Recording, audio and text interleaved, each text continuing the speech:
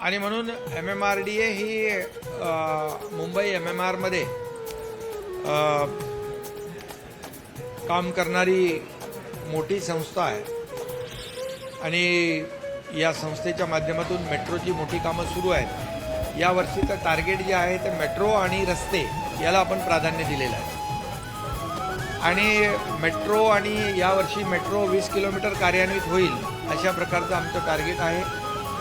त्याचबरोबर phase wise आपण मेट्रोला पुढे नेतोय।